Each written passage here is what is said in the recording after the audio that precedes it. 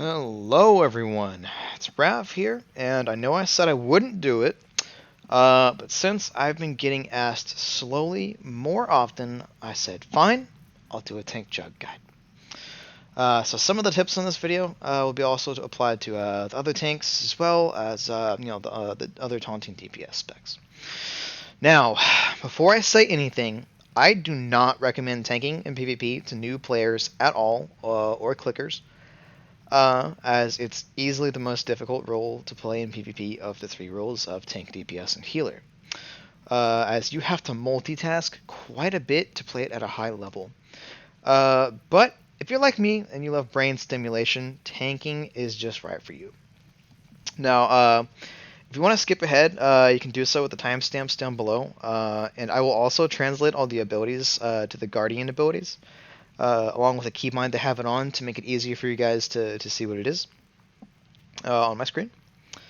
Now, as a warning, I do please ask that if you're going to play tank spec, actually tank, and don't be like a few players who just want to get the top DPS easily, and just as a tanky DPS, okay?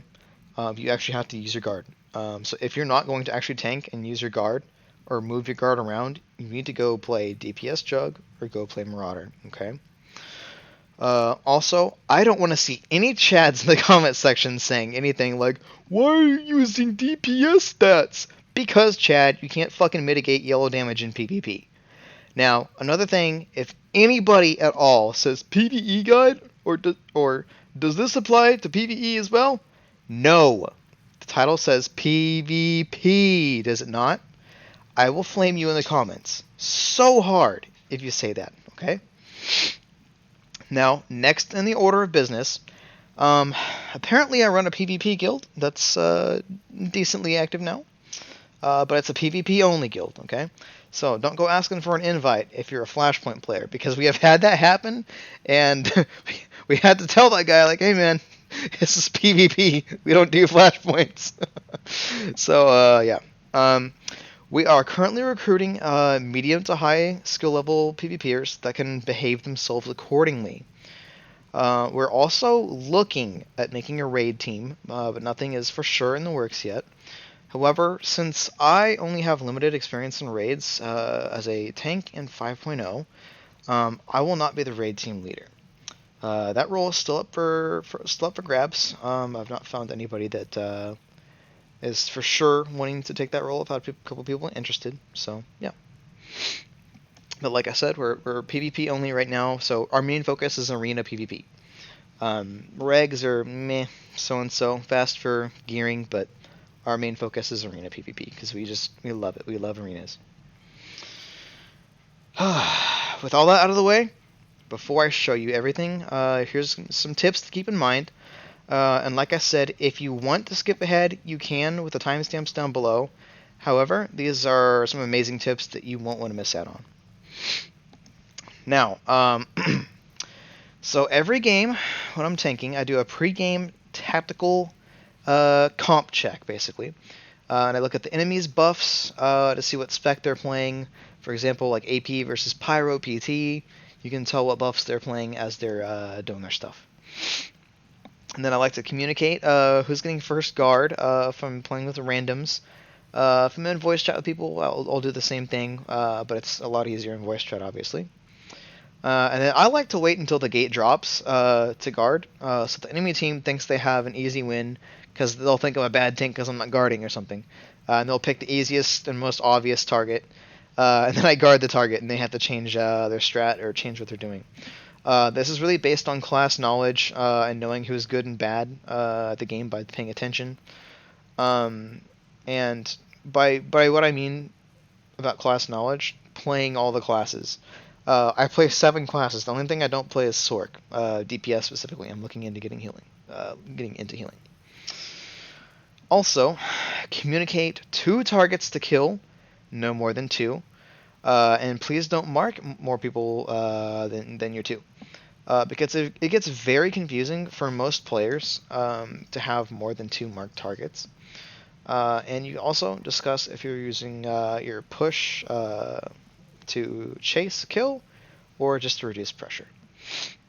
Now, in addition to that, I don't have it on my notes here. After your 2 kill targets, you need to have a CC target. Because there's so limited amount of stuns in the game now, you pretty much have to erase one player from the game by keeping them stunned or pushed.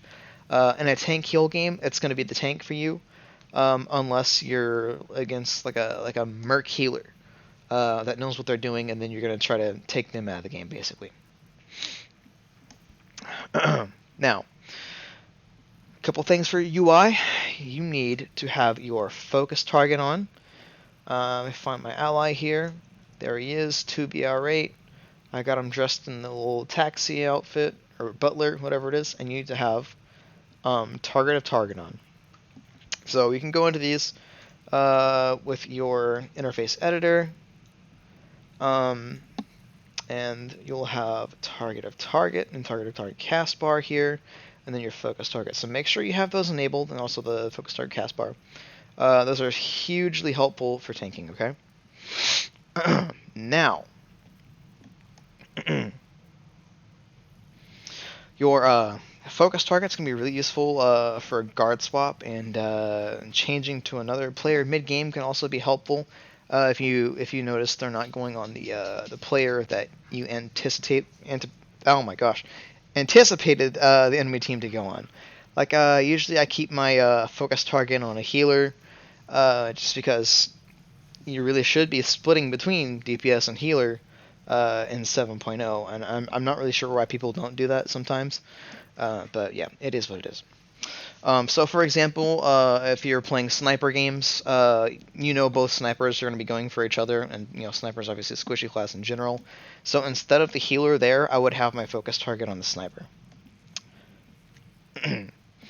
Now, target of target, you'll be able to see who the enemy team is on, because like right now I have it like looking at myself, obviously, but if I was looking at this dude's target of target, who is he attacking? He's attacking me.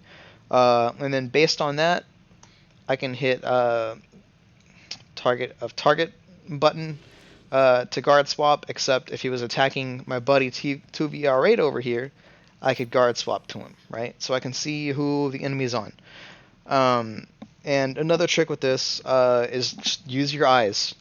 Okay, say there are 2 more Warzone training dummies here, right? And if they're moving towards 2VR8, and they're all melee, well, I can tell that they're all going to be going on 2BR8 here in a second, so I'm going to make sure he has guard, and I'm going to intercede to him. Fairly self-explanatory, It's just, really good. Now, another thing is, when you're looking at your target of target, you can see if you have guard on them. So, for example, like I'm looking at myself here because this is a Warzone training dummy, I don't have an actual person, but I can see there's no guard here. So in order to fix that, let me see if 2VR8 will look at me if I talk to him. No, he won't. Okay, so I can't show it off. But see, if it was targeting 2VR8 here, I could see, oh, he doesn't have guard, and then I would just hit him and pop some guard on him. It's really nice. Now, before I go into the builds, you definitely need to make sure you have different builds, more than one, in 7.0, just kind of for every class that you want to main. You have like a damage reduction build, like a cleave build, and a hard swap build for some classes. For me, I have a hard swap build and a kiting build, because as the next thing on my notes says, you're going to get tank tunneled quite a bit if you're on your guard swaps. People will, recognize you, and you'll garnish your reputation for being really good at guard swapping. They'll say, well, we can't beat him if he's guard swapping, so let's tank tunnel him. And sometimes this still happens in tank heal games, and I think it's kind of ridiculous. Oh, also didn't turn that off. Should probably do that. Now, so to explain the tank tunnel, basically, so if you're getting tank tunneled, it means you're more than likely in a tank DPS game. But like I said, sometimes it happens in a tank heal game as well, which is very unfortunate. Because if you're tank tunneling in a tank DPS game, it means the enemy team is not skilled enough. to play the game properly. But in tank DPS game, I can see why it's effective. But in that case, your job is to survive as long as you can, so your team can get as many kills as they can. And hopefully, maybe you survive, but you probably don't, because if there's 4 people hitting into you, you might not survive forever if you don't play it absolutely perfectly, which not a lot of people even do, even myself. I like to think I'm hot stuff on Jugg, but I mean sometimes I get my cheeks clapped, so it is what it is. I consider myself very good, but not the best.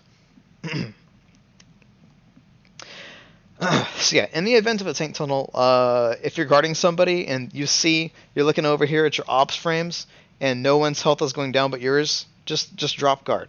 So I have guard on TVR8 because I think he's the target. I'm getting hit because he's looking at me. I drop my guard because there's no reason to have a guard on and take extra damage if you're getting tank tunneled. With the cleave damage, that's your teammates' problem to deal with. They shouldn't be standing in it. So yeah. And then when you're being tank tunneled, your DPS actually need to be taunting, CCing, and off healing for you. And you gotta be using your cooldowns perfectly. But here's the thing. Not a lot of DPS will peel for the tank because they think the tank is the natural peeler role. So, it is what it is. Now, next thing. Using your stuns effectively by comp. So, for example, if you're like with a double deception group or something, they're going to be CCing because they have the power of like a 13-second cooldown on low slash. And then you're going to use your stuns for the kill, like your regular knock. But most of the time, if you're running with DPS that say don't have a hard stun or a knock, you're going to be doing most of the CCing. So yeah, and then if you want to be ballsy, you can use your stun to get a kill. But most of the time, you're going to be using your stuns to CC the tank or the healer. Yeah. Now another secret tip, what you can do. Let me build some rage here. You can guard swap on Crushing Blow and Retaliation. I just did it there because I had to turn my camera. He's like super far away, but normally what I do, if I know my teammate is taking damage, I will do this, and then I'll guard swap. That's a thing I do. It's pretty nice. Now, AoE taunt damage. I'm going to specifically talk about this Threatening Scream for just a second. Taunts all enemies within 15 meters, which is a pretty good distance, forcing them to attack you for 6 seconds. Now, I don't know about all that. That's PvE stuff, but it seems to work in PvP when I'm tanking, because I guess I just piss people off sometimes, man. I don't know. I think I have the actual aggro on taunt in PvP, but some people, if you're not doing your job, pissing people off enough, maybe you don't get the aggro. I don't know. But player targets deal 30% less damage for 6 seconds when attacking anyone other than you. That's cool, obviously. But because of the changes made to your Enraged, which is now called Threatening Rage in 7.0, you have taunt damage with it. So, what you can do, you can absolutely cuck a DPS assassin, or if they're a tank assassin taking Shadowcraft, which doesn't usually happen, but sometimes it does, you can cuck their damage. Before they, like if you see somebody get sapped, stand next, if 2VR right here got sapped, when I saw that, I'd be like, okay, AoE taunt, and if my thing says you're in combat, I am popping my Enrage immediately so I can pop them out of stealth, because it's yellow damage. And the only way to probably avoid it, I've not tested this actually for sure, is either your Shroud on Deception or your roll on Concealment Operative only. So, or I guess Shroud on Sin, but yeah, and then Concealment only can maybe roll the damage, but they'll still be in combat. So yeah. Alright, now I'm going to talk about the tacticals and implants that I use, and then I'll briefly show you the two builds, and then I'll talk about my utility points, and then we'll kind of go into the abilities here. Alright, so the tacticals that I use for my two builds are Grit Teeth and Overwhelming Offense. So, for the newer players, Grit Teeth, the active cooldown of Saber Ward is reduced by 2 seconds when you're attacked. This effect cannot occur more than once per second. Now, you'll see here in a minute why this is such a strong pick. And then I'm just going to slap that on here because I wanted to have all my gear in here for this little segment. And then Overwhelming Offense, dealing damage, increases all damage done for 2 seconds, stacks up to 5 times. This falls off very quickly, though, if you get knocked. So it's kind of hard to keep these stacks up. But if you get towards the end of the game and somebody's just using their defensives to see how long they can stay alive, just hit your basic attack on them, and then hit your highest hitting burst on them, and you'll pretty much waste them because you'll have your 5 stacks. So, pretty fun. Next, implants. So we have 4 implants here, but we don't use all of them all the time. First, Champion's Precision. This is your most important DPS implant. So activating Enraged, Blood Rage, or Threatening Rage, which we are tank, so it's Threatening Rage, but out of old habits, and for the video, I'm going to call it Enrage, so please don't get confused. Grants Champion's Precision, increasing your critical hit chance by 20% for 8 seconds. So you're actually going to end up using your Threatening Rage quite a bit as a burst ability and not just for the rage that you get out of it. Which is a reason why the spec is kind of rage starved, but I'll go into that later when I go into the utilities.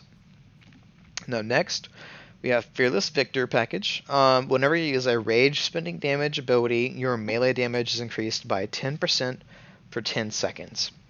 Now, I use this for my Hardswaps build, and you also use this on DPS Jugg and all 3 Marauder specs. So if you are not decided on what you want to play between like a Jugg and Marauder, I would definitely get this implant first. And give me just a quick second into a water break because talking is taking a lot out of me here.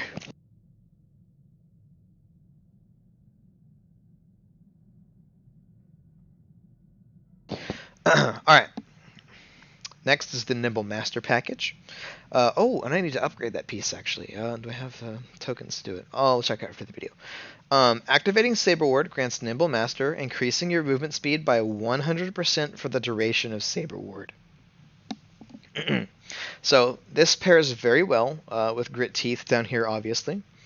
And it is going to be one of the things we use for our for kiting build, which I'm really excited to show people. I've kept it very secret until now, but I feel that the quality of tanks in the game has gone way down, so I gotta share some secrets with you guys and get the games going a little better. So yeah. And then the last implant we use, Second Wind. I know, I feel dirty for saying it, but this one's more for regs, and if you have a dominant team in force, but it's more so for regs, and I'll kind of explain why in a little bit. But with that out of the way, I'm going to go ahead and put my my gear on that I use for my kiting build. And I actually forgot to mention, we do have the tank relics for the kiting build. Alright, so, the kiting build, and I'll kind of go into all the utilities right now. So at level 23, we take through strength. Your Aegis Assault increases your damage reduction by an additional 2% when it deals damage. Level 27, we take Overwhelming Slashes for the Ravage route. It generates 1 rage as well, but it's more so for the Ravage route because it's on like a 16.5 second cooldown, and it's great for getting away when you're being tank tunneled. Now next we have Crushing Mark. Crushing Blow deals 50% more damage to taunted targets. That is also why I would rather have Champion's Precision on in the kiting build rather than Fearless Victor, because your most of the time you're going to be running away. If you're, oh, went to the wrong thing. Yeah, most of the time you're going to be running away in the kiting build because your job is just to stay alive if you're being tank tunneled, basically. And the kiting build is for tank tunneling and fours, yes, but it's also for regs. And once I finish up the utilities, I'll add a little bit about Second Wind with that. So next at 43, we take War Machine. Critically hitting with a direct attack reduces the cooldown of your Threatening Rage by 1 second. And remember, your Threatening Rage is your AoE taunt. Threatening Rage, or I'm sorry, it's not your AoE taunt, it's your Enraged. The ability names really confuse me sometimes. Sorry about that. Threatening Rage purges movement and parrying effects and increases melee and range defense chance by 10% for 10 seconds. Now these two right here are the same across both builds for me. So reducing the cooldown of your Threatening Rage is great because this is your burst, and like I said, that's why we keep Champion's Precision on. But also, it's going to be a Root Purger now, which is awesome, great, especially when you're being tank tunneled, especially great in regs if you're carrying the Hut Ball, which I'll go into here in a minute. Now, level 51, this is where you can start kind of varying your stuff. I personally take Unyielding on both specs. You generate 4 rage when stunned, immobilized, put to sleep, or knocked around. This will help you, fight back if you're being tank tunneled, obviously. But because this is kind of a rage-starved spec, so it makes it a lot easier to deal with your force, your mana, your rage, whatever you want to call it, between classes and games. But if you want to, for the tank tunnel kiting build here, you can take Warmonger. So getting attacked reduces the active cooldown of Force Charge by 1 second. This effect cannot occur more than once every second and a half. Force Charge enables your next Vicious Throw or Hew to be used against the target with any percentage of health. So the reason I don't use this, right, is exactly because of the Vicious Throw thing. That burns all of your rage, especially if you're using your burst opener with Threatening Rage. So I don't like to do it. I would rather just get rage every time I'm stunned, push or pulled, or sapped or slowed.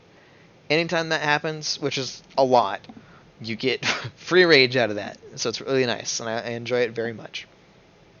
Now, next, at level 64, we take Field Commander, and you take this on all three specs of Juggernaut, no matter what PvP build you're doing, because this is your CC immunity after your leap. So we always take this on all the Juggernaut specs anyways. Now, level 68, I go with Mad Dash 90% of the time, because with Mad Dash you can get out of roots and slows and everything. Great for regs, obviously, but it's even greater for tank games. So, imagine there's a mirror here. I'm jumping onto the enemy tank to start with, and I'm trying to push him, right? So if somebody leaps onto me and I'm stuck here, I'm going to Mad Dash out of it so I don't get pushed right out the gate. That's the main reason. Oh my gosh, I messed up my words. That is the main reason that I take Mad Dash. But also, because a lot of people run a lot of slows and roots nowadays, so if maybe you're on like a melee target, but there's a ranged over here like rooting you or something, you can Mad Dash out of that. Obviously, don't have it on cooldown right now, and get out of melee range and into your leap range, where you can get your CC immunity back. So those are the main two reasons and the main two ways you're going to use your Mad Dash. Now, there is a time to take Saber Reflect. However, I am not a huge fan of taking Reflect unless I'm against double AP and being tank tunneled.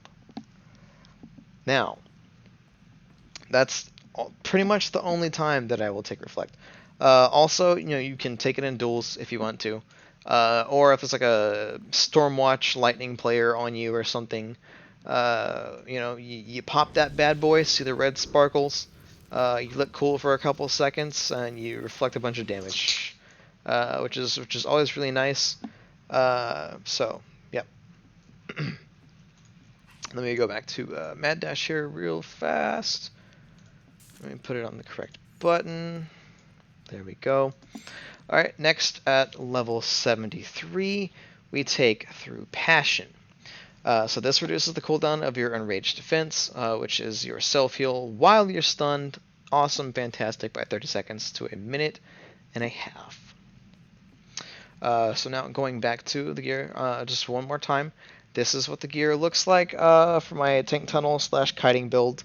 And to add about the tank relics, it's kind of like a permanent DCD, so it's really nice. You can run it on the Hardswaps build as well if you're taking a little bit of pressure, but generally I don't. Now, for regs, and pretty much regs only unless you have a dominant arena team, I will swap out Champion's Precision for Second Wind. However, this would mean that you have 2 extra pieces of Alacrity in your gear, then you would need to take 2 pieces of Alacrity out of your main gear and put some crit into those. So that's fine. Now, let me swap loadouts to my Hardswaps build. And another thing, another little trick, keep your outfits the same for your builds so people don't know that you've swapped builds in between games. Your health will drop just a little bit when you do this, because obviously one of your builds is probably going to have gold logs and one's probably going to have purple logs. So people will only notice if they see your health go down just that little bit that you actually have changed. Now, on my Hardswaps build, pretty much everything is almost the same. Kind of all these middle abilities and stuff are the same, but we're different. Level 23, 27, and 73.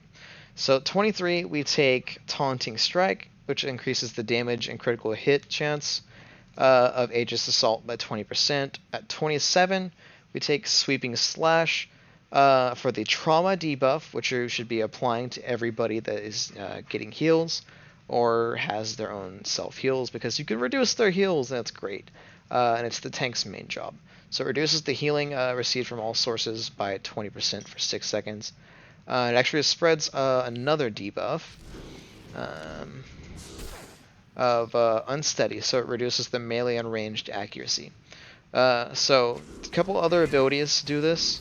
Your Smash will reset your Unsteady debuff, and your Vicious Slash will apply Trauma, but your Sweeping Slash applies both, which is really nice. And so, secret little tip. Now next, yeah, like I said, all these middle abilities are all the same. And then at level 73, instead of Through Passion, I take Pulled Hatred.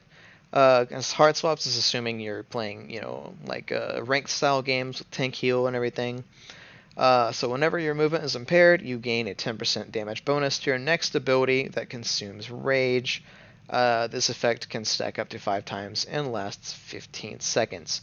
So normally, I can only hit, let's see, like 73k-ish crushing blow, yeah, 74, without Pulled Hatred, with my full 5 stacks of Overwhelming Offense. But when you add in your Pulled Hatred stacks, when you get to a 5 stack, I've hit up to 100k. So it's pretty insane damage for a tank, and it's absolutely excellent for Hardswaps. So now that we've gone over utilities, I'll go over the gear for this, if you guys didn't catch it earlier. Now I do have an extra Alacrity earpiece because we take the 2 DPS relics here.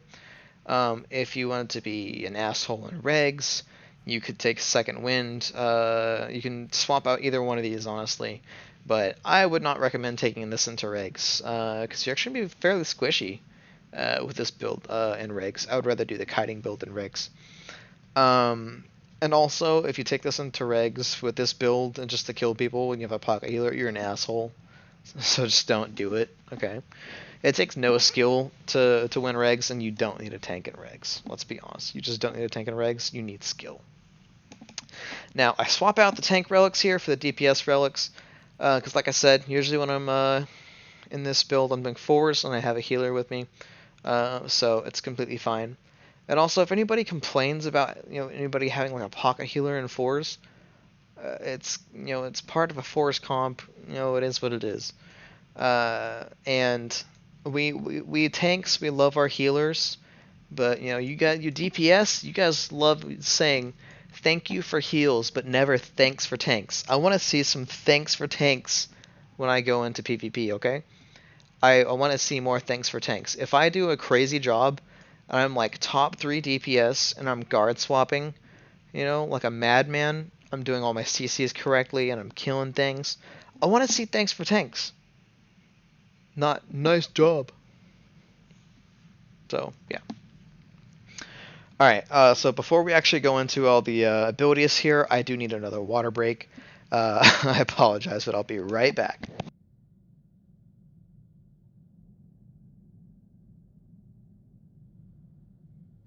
Alright, so for your key offensive abilities, and I'm going to stick on my Hardswaps build for this, by the way. You got your Aegis Assault, which is my Shift 2 right here. This makes your next Crushing Blow AoE. So pretty much always use it before Crushing Blow. Unless you're really trying to global somebody, in which case you would just start with Crushing Blow. Now next you have your Crushing Blow, which is your main burst and source of AoE after your Aegis Assault, like I just said. It's also the coolest animation in the game, just gonna say. And like we said a minute ago, you can hit up to a 100k with my Hardswap build with your 5 stacks of Overwhelming Offense and 5 stacks of Pooled Hatred. Now next you have your Sweeping Slash. Oh, and I ran out of Rage here, so I'll do this again. You have your Unsteady debuff for melee and ranged accuracy decrease, which is just white damage. Then you have your Trauma debuff, so be spreading this as often as you can. Then next you have your Leap, which is my 3 button, and I should add that Sweeping Slash was Shift 5. And if everybody's curious, I have a Corsair SWTOR Pro RGB mouse. As a cord, but it has 12 buttons on the side that I can use with my thumb. So like I said, Leap is my 3 button, and that's your CC immunity, and also your gap closer. I explained a couple of minutes ago about how to kind of chain a couple of things together to be cool with your Leap. But you want to get your Leap off first for your CC immunity. You don't want to let another tank get that off on you, especially in 4s, because they're going to be trying to CC you. And then you will just mad dash out of it, or take the L. Now, next, Taunt and Threatening Rage. Or I guess Taunts and Threatening Rage. So technically, these are not typically offensive abilities, but because Threatening Rage, you have the taunt damage on it, your taunts will do damage, so they are technically key offensive abilities. And with our utility points that we picked out, your Crushing Blow deals 50% more damage to taunted targets. So for example, if you're getting like an AoE opener off, you'd be kind of doing something like this, using your AoE taunt and then Crushing Blow with your taunt damage. And see, that got an 80k there, that was nice. But yeah, and then you'll have like a couple of 50k hits on the site, it's pretty cool. And it's, really strong. Good way to fluff.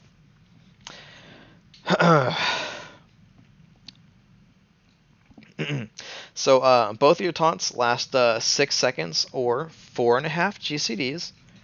But yeah, make sure you use your AoE taunt and Threatening Rage to ruin Stealthers' days, specifically DPS assassins that are running Shadowcraft. You can also make sure that they can't get out of combat faster. If they're taking like a shroud on their cloak, which they should be on DPS. Even if they shroud the damage that you're fast enough to get off on them, the taunt damage, I mean, this will keep them in combat for an extra couple of seconds, so they won't be able to just go and heal out of combat around the corner and come right back. They'll actually have to, go somewhere else, pretty far away and heal themselves.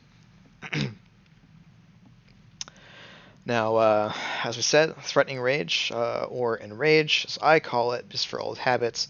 The name is just new for 7.0, but yeah. Damages your taunted targets and gives you 20% crit chance with our build. and it's used with your Crushing Blow, which is awesome. Also, for style points, you can kill people with your taunts if they're low enough and they're like out of range and you have nothing to get to them with. It's pretty funny when they're like, "What the hell killed me?" And it says taunt damage, so it's pretty funny. Now, Guard. It's not technically an offensive ability, but since the taunts are here, I thought I'd remind you once again to use it. You're taking another player's damage when you have him guarded, and when combined with Big Brain class knowledge, can be used so effectively on your teammates that you get tank tunneled every time you log on, just like I do, because nobody wants to have guard swap games. Big sad times. But yeah, so you're going to be taking redirected damage, so just be careful, and remember, you are popping your DCDs to help out your team. So I've had it one time where a double AP opened on somebody on my team, and I was in guard range, and I popped my Saber Ward, so that I didn't die as well from the guard damage, but me and the guy that were, getting opened up on were both at 30%, and our healer is like, shit, who do I heal? So, yeah, but most of the time, you're going to be popping your defensives to deal with guard damage, and also to help the healers catch up. But yeah, DCDs, as I just explained, same thing. So first, you have your Saber Ward. So it's damage reduction for white damage by 50%, yellow damage by 25%, which is your absorb, for 12 seconds. But the first 2 seconds of this have a passive called Blade Turning, which gives you 100% damage reduction against white damage for 2 seconds. So it's very effective against like other skink jugs.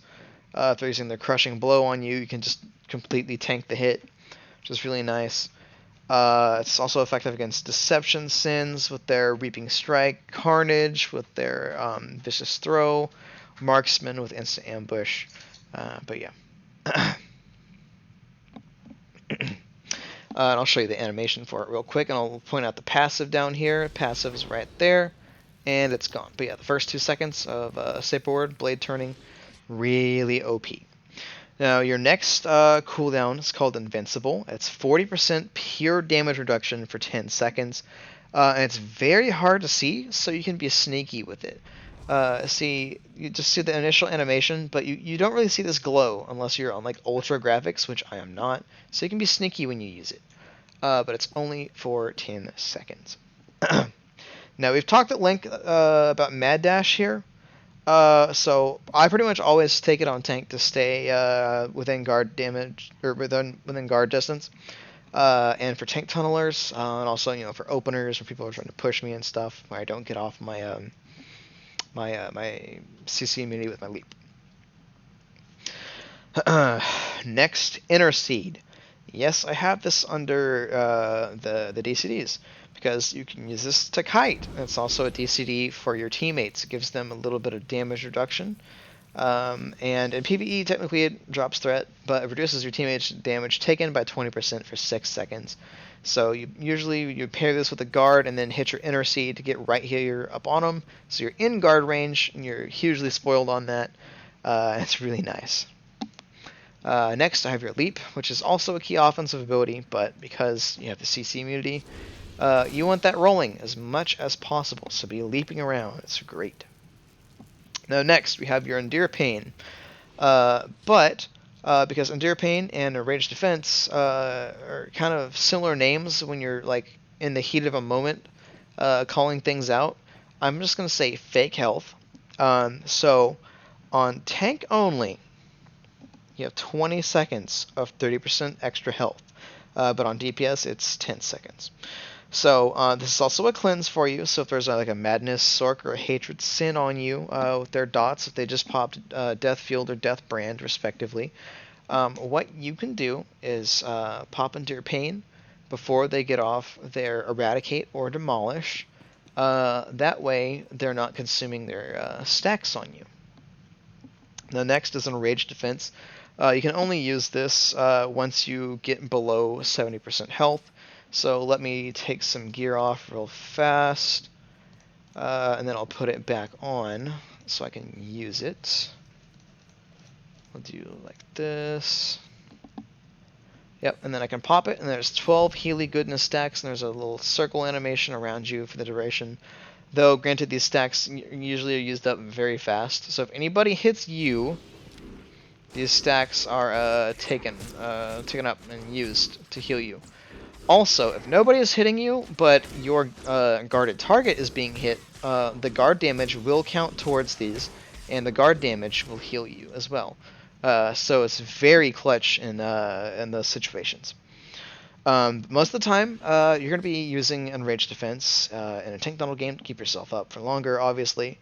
Or you're using this to help your healer catch up on another DPS, basically. So you typically use it on tank around 30 to 20% health.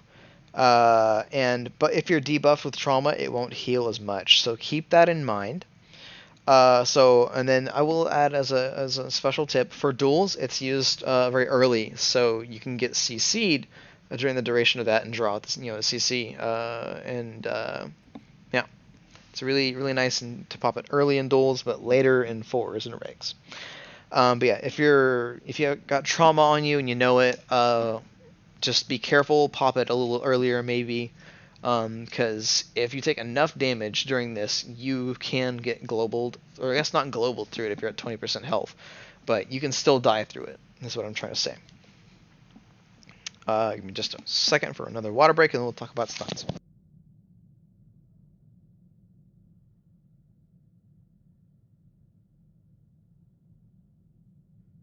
Okay, stuns. So most of the time, you're going to be using your stuns to try to CC a tank or heals, or stop pressure from the best DPS on the enemy enemy team, or to secure a kill. But most of the time on tank, you're doing the CCing. So if you're playing with, for example, 2 Deception Assassins, like I said earlier, you can use your CCs solely for pressure, as the assassins can just do double low slash on 2 different targets or the same person on cooldown to erase them from the game. Now, additionally, on the same tier as Mad Dash, there's Awe. It's called Intimidating Roar, Imp side, but it's kind of dog shit to take, actually. Mad Dash is just too valuable, and Reflect is more valuable than that even. So instead of that, just use grenades. Don't use grenades in regs, though. It's kind of a dick move. But in force, by all means, if you want to win, use grenades. Now, next, you have Choke, which is your ranged hard stun. So from up to 10 meters, you can use this, and I try to use this on ranged players, or on Sorks that are taking Flash Bubble. That way, I can, do a quick little Force Scream or a Saber Throw to, get up in their face and pop their bubble, and then I'll leap in and actually do a DPS rotation for real on them. Now next you have your backhand while we're in melee range. You can use this for up to 4 meters. This is your melee hard stun. And it's also intentional disrespect if you're using it for a killing blow. And I will say I'm definitely toxic enough to do this when people are pissing me off, especially in regs. It's really funny, and then you can just drop a flag for fun. You can also do that to anybody that tank tunnels you if you have that as your killing blow for that. Because I don't like being tank tunneled. It's disgusting, and you should learn how to play the game. Next, Force Push. Your single target push that can be aimed for an amazing China time for enemy players. And I should add that China means out of range, because it's far away. It's just an old rank term, but China time. Like it. So it's typically used on a tank or a heals to separate them from the fight, or on just a cleaving DPS like a Venge Jugg or Lethality Operative to reduce pressure. I will say, just use it on the best player that you want to wipe out from the game, basically. So it's really good on maps with 2 levels, obviously, like Orbital Station, but it can also be used to waste the Shadowcraft opener for assassins that aren't popping Shroud. I believe it will still push them through their deflection with CC immunity, but if they're taking if they're using Shroud on their opener, which they should not be because the stun opener is so powerful, you can waste their Shadowcraft opener. So they can't get back without using force speed, and right after a push, they'll probably rubber band if they do that right away. So yeah. And also discuss with your team beforehand if you want to use this to chase a kill while separating one person from a team, or just using it for kiting. So the only other thing left to cover in this is basically your rotation, which is really just your burst, because most of the time you're just doing filler and fluff. So obviously, and I'll give you kind of an opener. I'll leap, I'll do one of the two taunts right after my Aegis Assault, and then I'll pop my Threatening Rage, Crushing Blow, Retaliation, Ravage, then Force Scream. But this is all if I don't have to guard swap right away. So if I'm guard swapping right away, I'll stop after Crushing Blow to get my Retaliation, and then I'll guard swap. So, yeah. But the general idea is just to get your Crushing Blow off, and then look to see if anybody needs guard. That's kind of the general idea. So I'll show it real quick.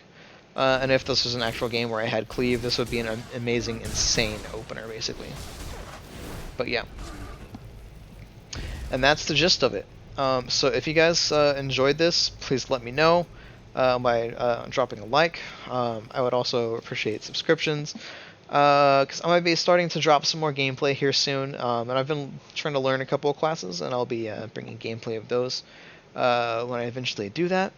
So yeah, thank you guys for watching. If you guys want some more tips and tricks, don't be afraid to let me know. So I'm definitely down for it. And I've got a couple of videos planned that I want to do. And I might make a guide for Darkness Assassin as well. I've been trying to learn that, but I don't have any gameplay for it. Because I've been having some recording issues lately. But yeah. Thanks for watching, guys, and have an amazing fucking day.